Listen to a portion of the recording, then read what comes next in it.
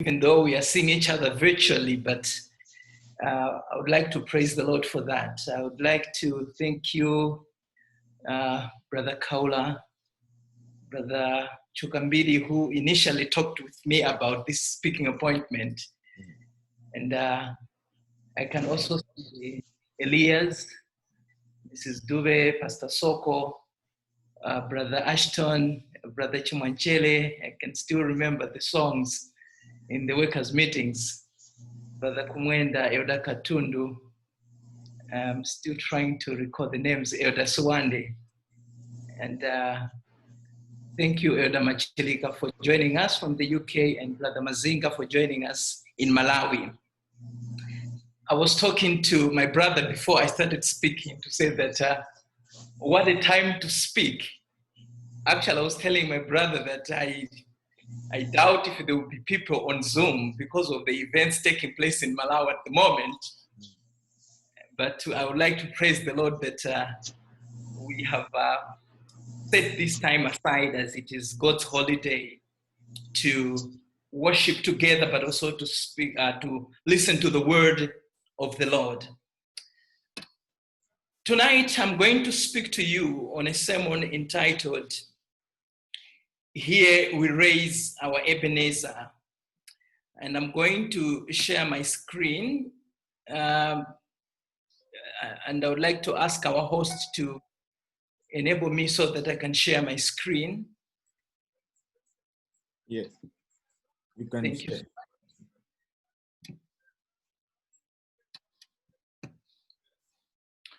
Here we raise our Ebenezer.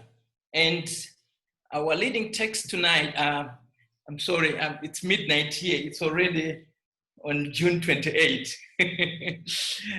Our leading text this afternoon is from 1 Samuel chapter 7, verse 12. And it reads, Then Samuel took a stone and set it between Mizpah and Shen and named it Ebenezer, saying, Thus far the Lord has helped us. Here we raise our Ebenezer. Let us pray. Our loving Father, we thank you so much for your loving kindness and an opportunity to come together as your holy convocation to worship you.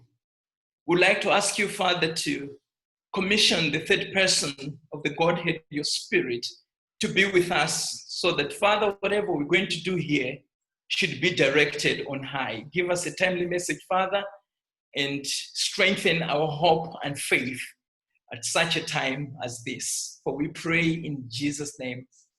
Amen. Tonight, I would like to share the hope that we have, but also to strengthen each other's faith, more especially looking at the time we are living in. World's condition at the moment, if you can try to analyze critically what is happening in the world, you're going to find that the world's condition at the moment has the capability to defeat us as believers, and sometimes we can even begin to throw our faith to the wind. If you look at economic conditions at the moment, you're going to find that there is joblessness. People are being put on furlough.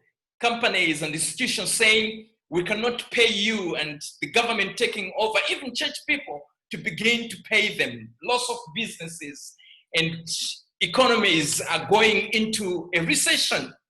Environmental conditions, we can Google online and you're going to find that things like global warming, water pollution, but also depletion of rainforest and many other conditions are defeating the ecosystem and failing to support life as we know it. When you talk of political conditions in the world, we're going to find that politics today has simply become a process. Political processes have simply become a way of legitimization, for the sake of, self-enrichment and not really for service. And when you talk of healthy conditions, it is beyond human expression. The whole world has been put on its knees. religious conditions, we see loss of standards and even neutralization of the gospel. We are completely losing foot all over the world at the moment, and it depends upon the believer to find his footing in our Lord and our Savior Jesus Christ, so that our faith can continue to grow and our faith can continue to soar to a level where God would like us to be. When we talk of social conditions, divorces, issues of alternative sexualities, trivialization of the marriage institution, loss of societal values, but also the society today has become highly emotive. People are highly emotional, and even when you're talking to them, whether you're posting on social media, you really need to be careful, because people at the moment are highly emotive. World conditions as they are truly are showing us that they have a capability of leading us, or of making us to begin to doubt whether we still have the hold, or we still have things the way they are supposed to be. And truly, many are being defeated, and many are beginning to cast their faith to the wind and beginning to question whether God is in control or not. Somebody known as Ranata Suzuki, this is a Japanese poet, said that there comes a point where you no longer care if there is a light at the end of the tunnel or not. You are just sick of the tunnel. This is simply expressing hopelessness, because we say, let's keep on moving. There is light at the end of the tunnel. But you look at the process of going through the tunnel to get to where light is. You begin to throw your faith to the wind. But as I've already said, tonight, I would like us to encourage each other. I would like us to take each other to a level where we can begin to put each and everything into perspective, to realize that we still have a footing and we no longer need to lose a hope. And as I've already read from 1 Samuel chapter 7, verse 12, here we see Samuel naming a stone Ebenezer, saying, thus far the Lord has helped us.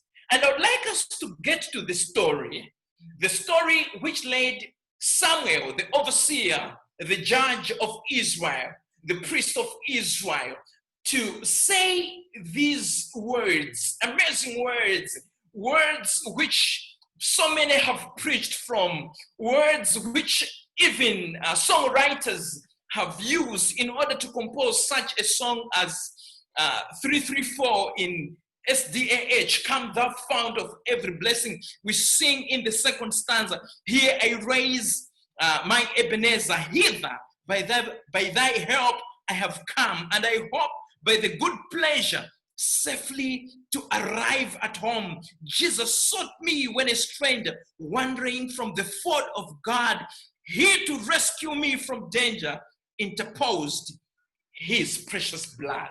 An amazing text with an amazing story. So this afternoon, let's look at the Ebenezer story. What happened with the Ebenezer story?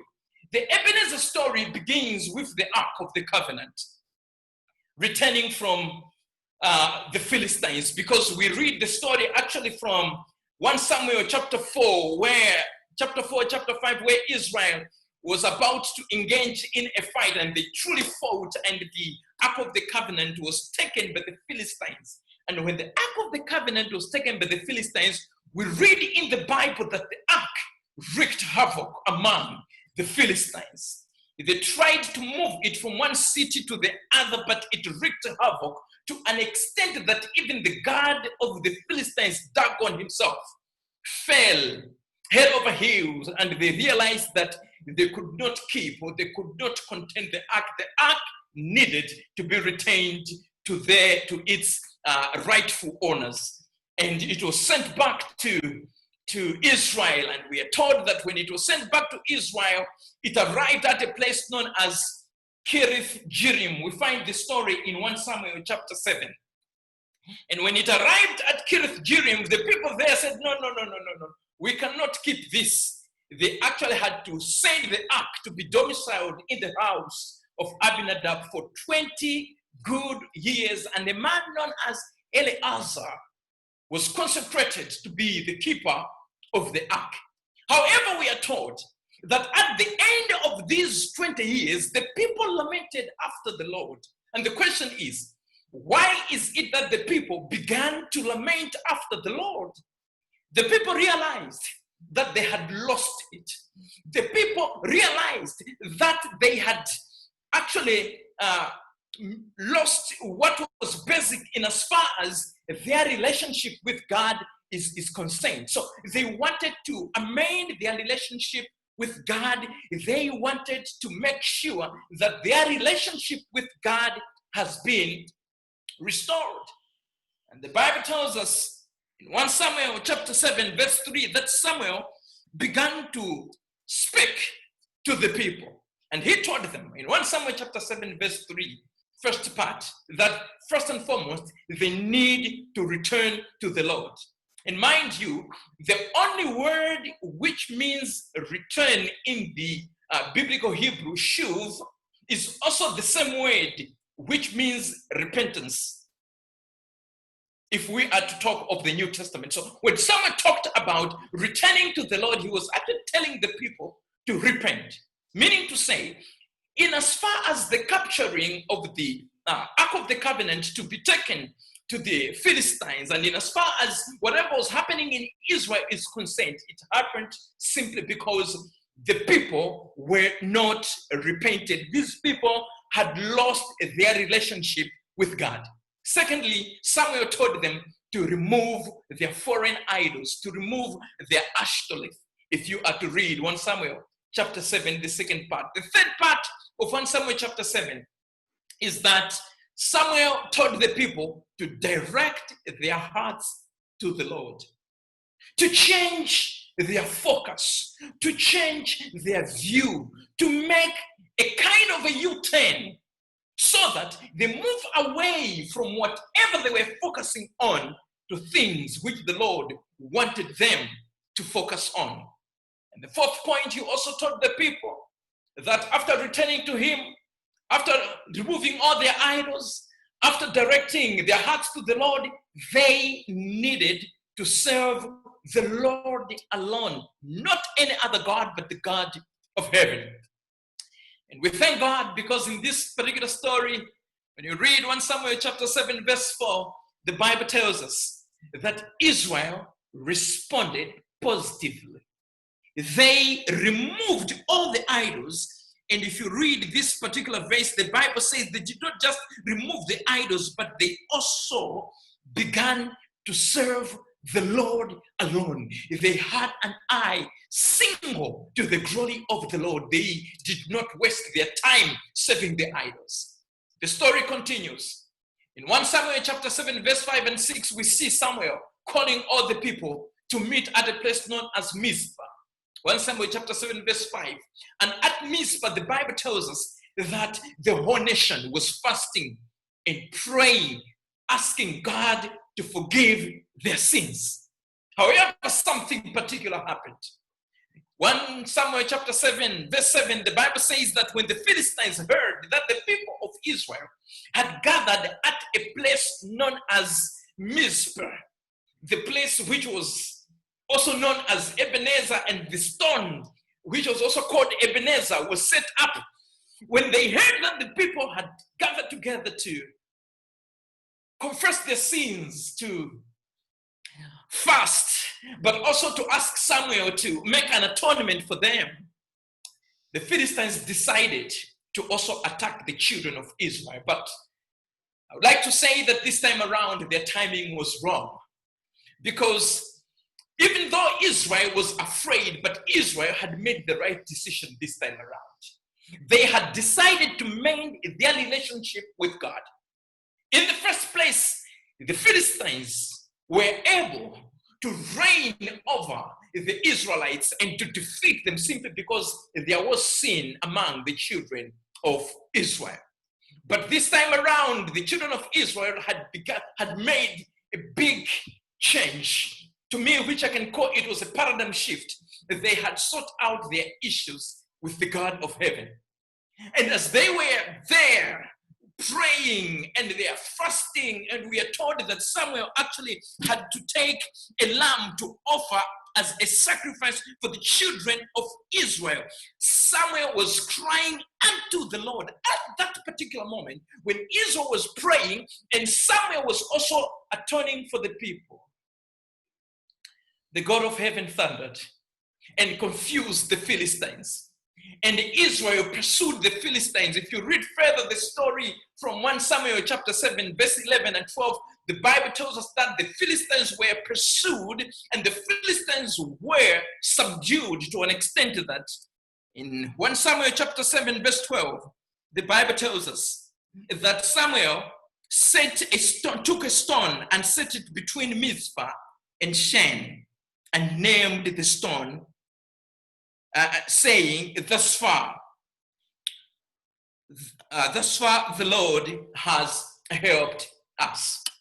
This afternoon, quickly, I want to share with you 3 purposes of Ebenezer. What did this particular stone stand for? When he raised this particular stone and said, Ebenezer, thus far the Lord has helped us. What did it mean to them? And what does it mean to us? More especially as we are also in a situation where you may begin to feel kind of a defeat, where you may begin even to doubt what will tomorrow offer. This afternoon, I want to share with you 3 purposes of Ebenezer. Point number 1, I want to say that Ebenezer, when Samuel set it up, was actually a stone of remembrance. What were they remembering?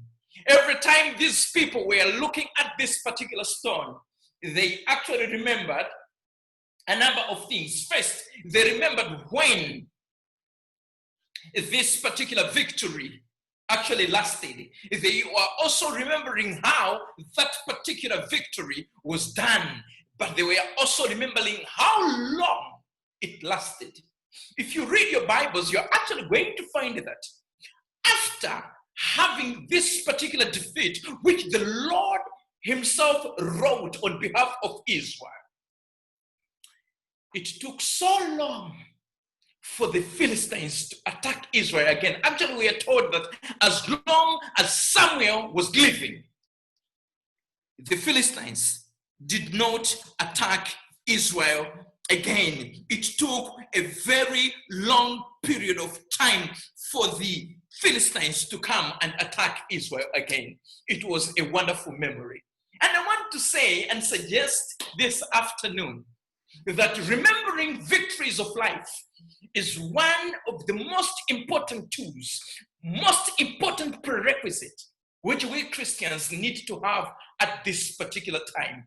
When we see events in the world turning upside down, when we look at Malawi and look at what is happening and you begin to think, is this really happening in Malawi? After living, in a Malawi where the neighboring countries thought that Malawians are sleeping people, Malawians are so sloppy, Malawians cannot stand up and claim their own land and claim whatever they would like to have. At such a time when all these recessions, fellows are happening around all of us, when we have been brought to our knees because even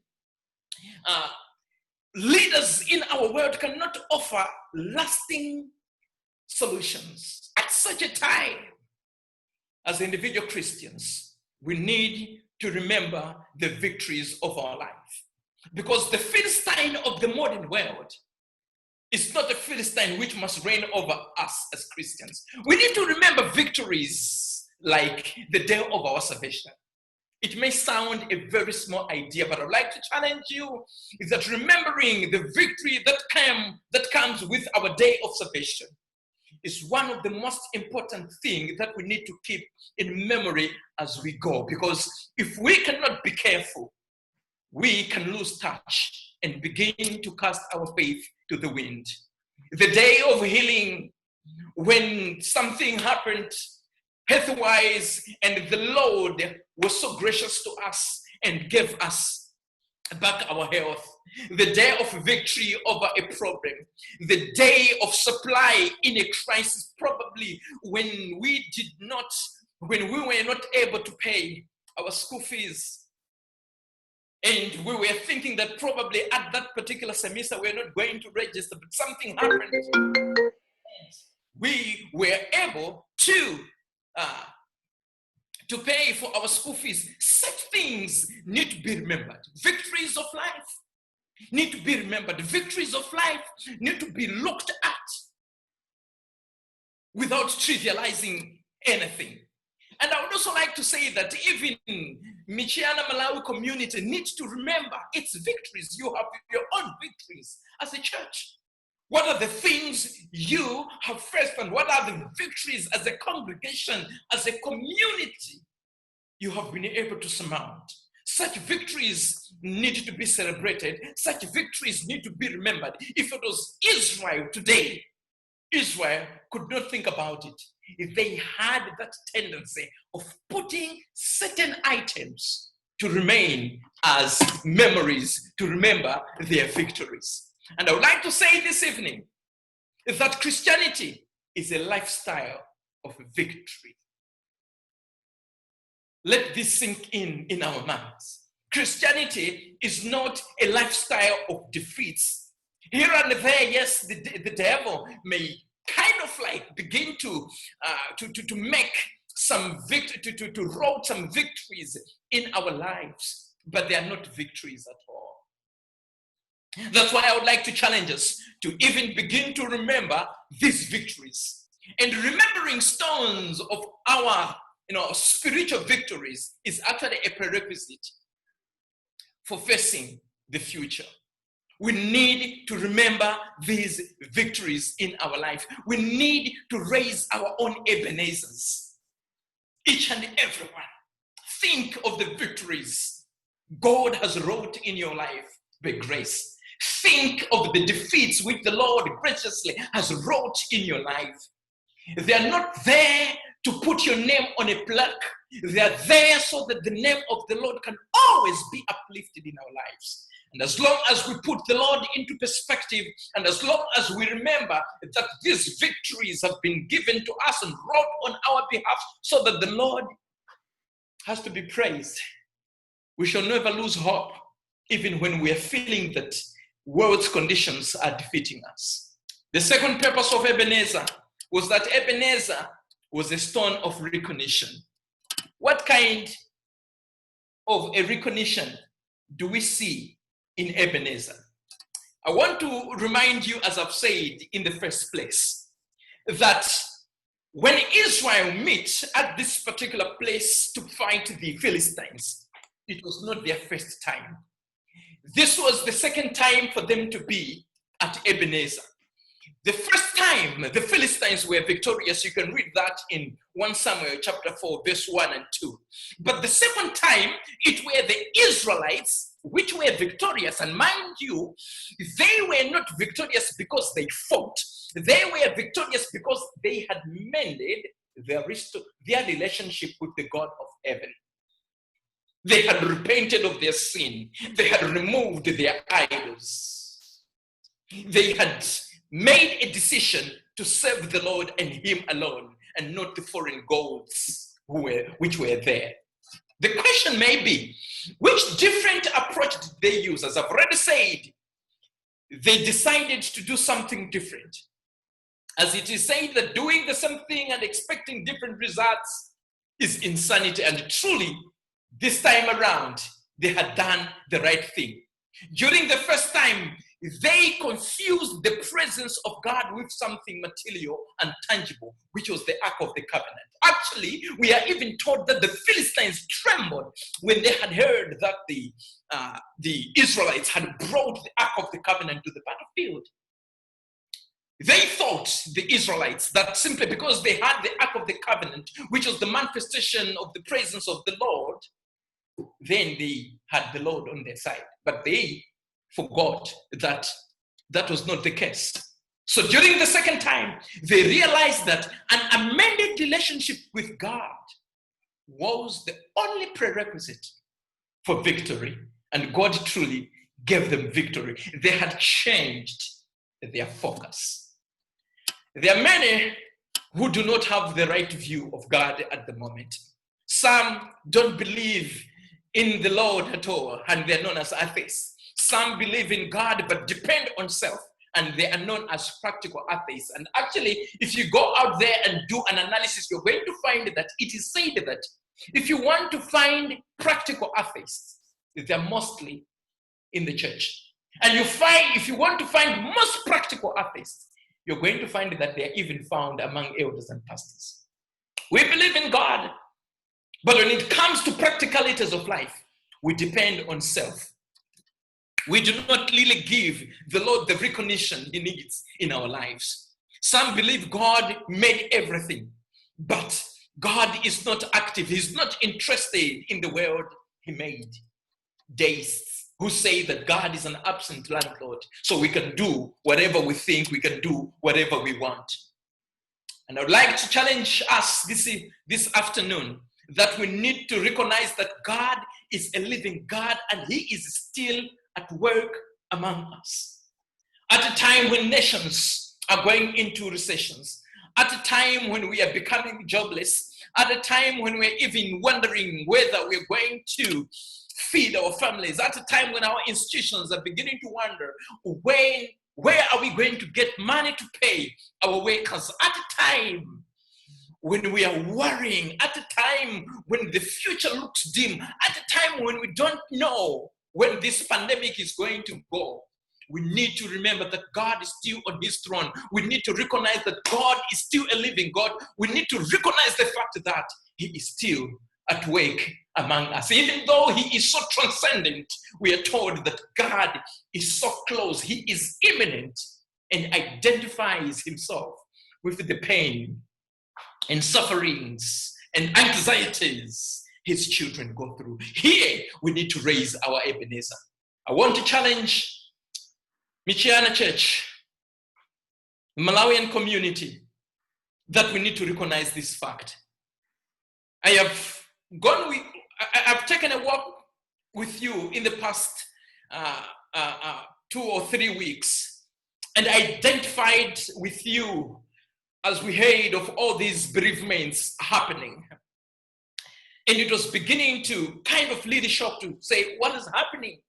But at such a time, I want to affirm and I want to send it as it is, as a package, that the God of heaven is a living God and he is still at work. Ebenezer is a stone of recognition, and we need to set it in our life that God is still at work and that Ebenezer must be set in our life.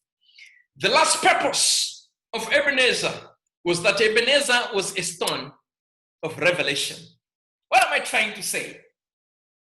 Ebenezer, as a stone of revelation, brings to us a very interesting fact, because it is interesting to know where this stone of help was raised. You know, the Bible is very, very amazing when it comes to the way stories, the narratives were put and arranged. Even when sentences were put together, each and every word was put for a purpose. And I want to say that when Ebenezer was put at a particular place where it was put, that particular place was not simply a place. That stone became the stone of revelation. I want to say this, that the Philistines, when it comes to Old Testament biblical theology, we actually see that the Philistines are actually an embodiment of evil or forces working against God's people.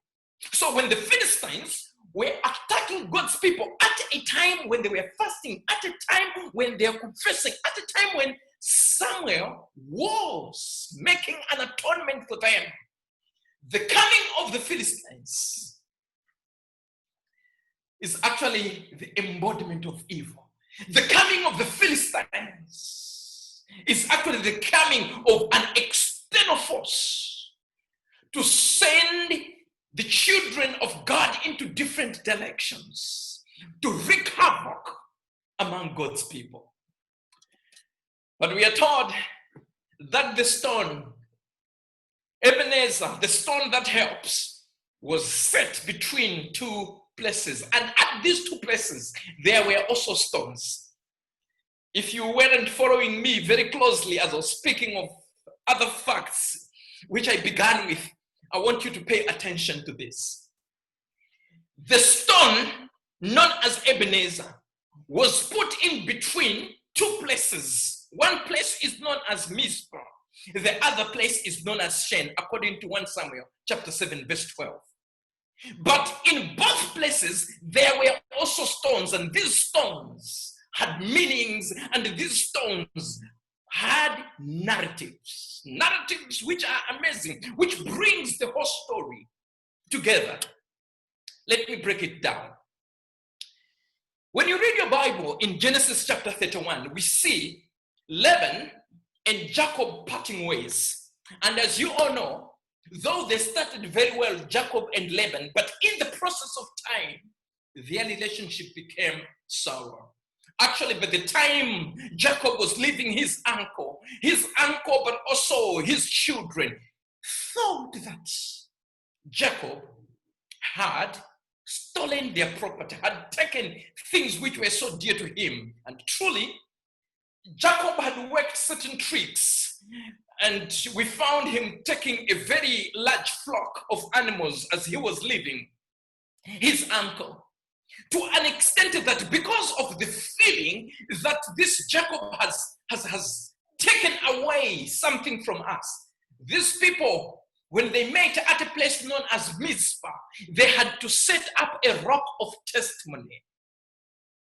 And they agreed, if you read Genesis 31:52, that you, Jacob, you will never cross this particular rock, this particular stone known as Mizpah, to come to where I live. And I, Laban, even though I have given you my two daughters, you will never cross. I will never cross this particular stone at Mizpah to come to where you live. So Mizpah, this rock, simply meant the rock of testimony. A testimony between these two people, testifying, witnessing to each other that we will never cross this particular stone and go to the place where each one of them were to live. Another place, which was also on the other side of Ebenezer, was a place known as Shen. This place known as Shen was actually, the name Shen meant the tooth. Actually, if you go into Bible dictionaries and try to check the place known as Shen, you're going to be told that at a place known as Shen, there was a rugged cliff, meaning to say it was so steep. However, where this rugged cliff was, there was a stone which cropped up into the land. And this place was known as a hard place to miss. Probably you have heard in English people say between the devil and the hard place. This was at Shen.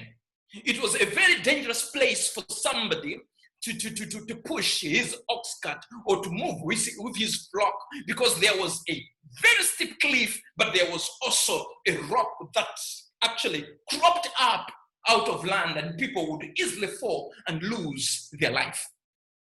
So the stone, this particular stone known as Ebenezer, was actually at a place which was between a place which we can say it is a rock and a hard place. But I want to show you the theological significance of the arrangement of these rocks. If a person was to travel, moving from one place to another, using this particular highway, a person would first of all get to a place known as Shen. And from Shen, a person would get to Ebenezer. And from Ebenezer, the person would go to the place known as Mizpah. Now, I want to show you this. Shen meant a very hard place, between the devil and the hard place. While Ebenezer was the rock, the stone that helps. And then we see Mizpah as the rock of testimony. And this is what I would like to say, to bring the whole theology of this narrative into proper perspective. Life has a way of putting us into a chain of some kind. Some of us may be into a chain of living an anxious life, fearing of what is going to happen. But I want to say, if life puts you into a chain of anxiety, remember that there is Ebenezer, the stone that helps. Do not end your journey at Shen, because at Shen, this is the hard place, which is the rock, between the rock and between Satan and the hard place itself. You may be in the rock of a marriage that is shaky, but remember there is Ebenezer. You may be into a rock of joblessness. I mean, the chain of joblessness. Remember, there is Ebenezer. You may be into a chain of discouragement, but I want to say that there is Ebenezer. You may be into a chain of health. Your health is just going different directions and you don't know what to do. Remember, there is Ebenezer. You may be into a chain of academics. Your grades, your GPA is going down and you're wondering what is going to happen at the end of the academic year. Remember, there is Ebenezer. Whoever finds himself at Shen, remember the journey does not end there. And do not fall off the cliff, because there is Ebenezer, the rock that helps. God helps his children and he does not leave them alone to die at Shen, to fall off the cliff and lose hold of life, lose hold of everything tangible they have. And when you get to Ebenezer, there you meet the stone that helps. But you can agree with me that a very good Christian, after being helped by the Lord, he does not end there. He moves on to Mizpah, where testimonies are given, where people who have been helped by God give their testimonies. And I want to say that the whole narrative of Ebenezer is a story that tells us that when things are hard at Shen, move to Ebenezer, because that's where God helps his children.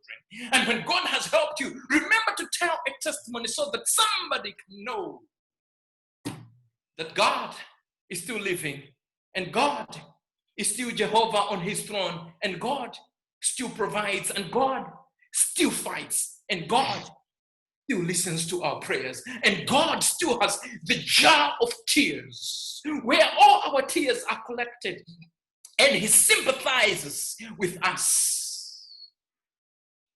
So Ebenezer pointed how to return to God, which was repentance and dependence. But I want to say that even though at Ebenezer, this is where there is the stone of help, and even though I'm not a prophet, but I know I can predict that problems are still ahead of us.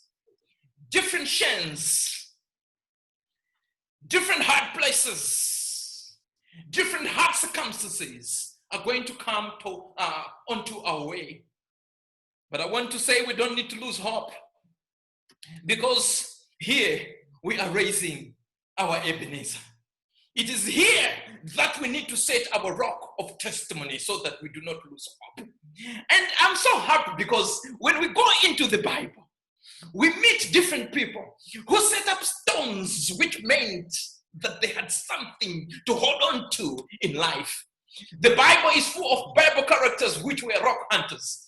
We see Moses, who had to hit the rock to bring water. We find two stories in Exodus 17 and Numbers chapter 20, even though in Numbers 20 there was a mistake, but what we get at the end of the day is that there was water which came out of the rock. Joshua set up 12 stones to commemorate the fact that God had led the children of Israel to cross on dry river Jordan. Stones were set to commemorate the goodness of the Lord. young man, David, in 1 Samuel chapter 17, verse 40, he slew Goliath with 5 smooth stones. Another memory. Peter himself was named the rock after the main rock, who is Jesus Christ himself.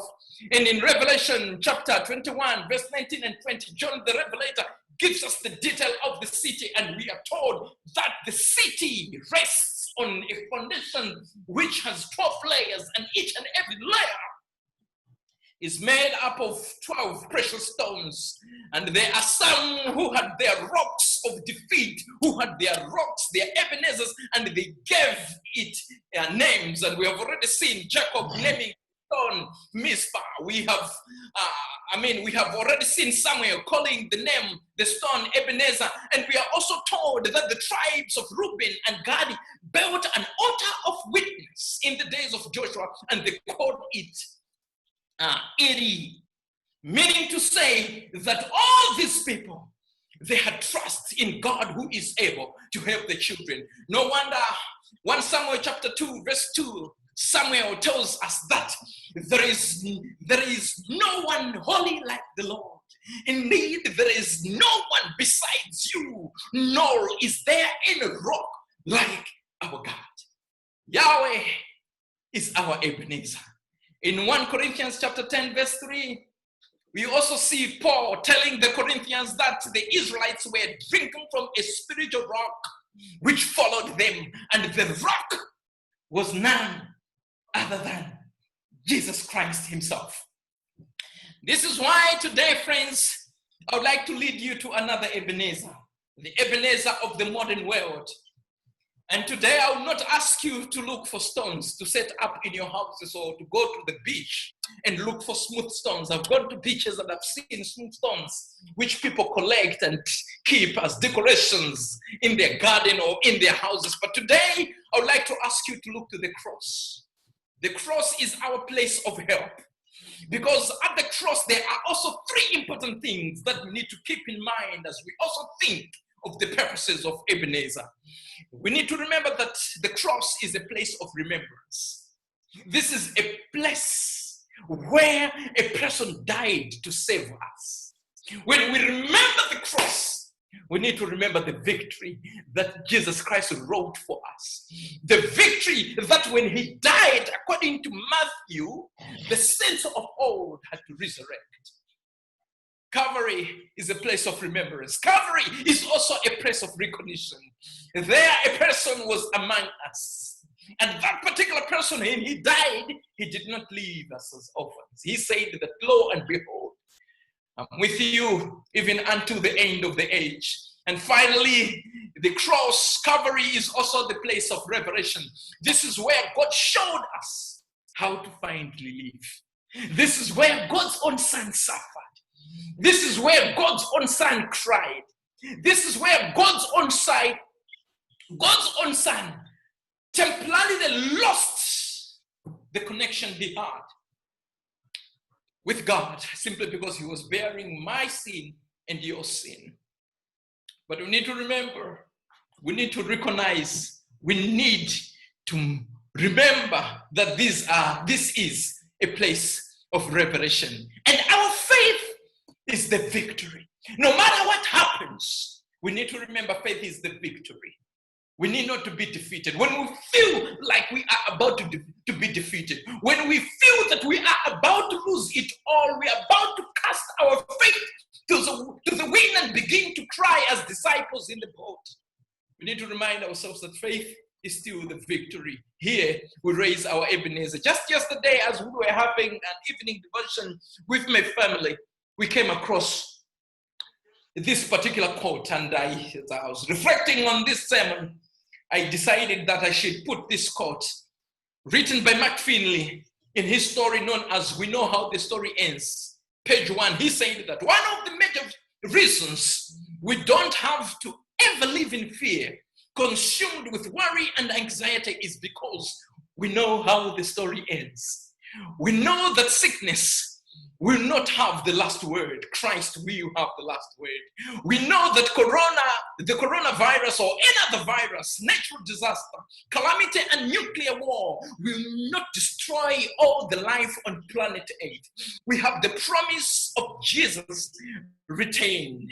We see families, we see famines, we see earthquakes, we see distress of nations, we see the rise of a possible nuclear war, we see the potential of nuclear disaster, we see climate change, we see pestilences taking the lives of thousands, we see things, we see these things, but we have a hope that enables us to thrive in life's toughest times. There is a sense of confidence that takes us through because we know how the story ends in God. And I want to challenge each one of us, no matter what experience you're going through at the moment in the US, no matter the experience you're going through in the UK, no matter the experience you're going through in the Philippines, no matter the experience Malawi is going through at the moment, no matter the experience Zimbabweans, Zambians, the whole world are going through, we know how the story ends. We know that it is Jesus Christ who is going to take us home, and he is coming again. We know that even death is going to be defeated. So even though all these things happen and begin to bring us on our knees and we begin to roll with hopelessness, we know how the story ends.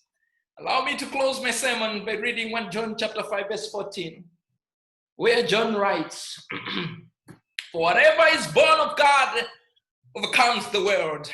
And this is the victory that overcomes the world, our faith." I'd like to encourage us to keep our faith. I would like to encourage us to keep holding on. I would like to encourage us to keep moving forward. I would like to encourage us not to throw our faith to the wind. I would like to encourage us not to give dominion to the devil. I would like to encourage us that Jesus need to be remembered. Jesus need to be recognized. Jesus has been revealed unto us. May God be with us, and may we focus on the victory Jesus wrote on our behalf and gave us this victory, because here on earth and even right now we're going to raise our Ebenezer. Let us pray.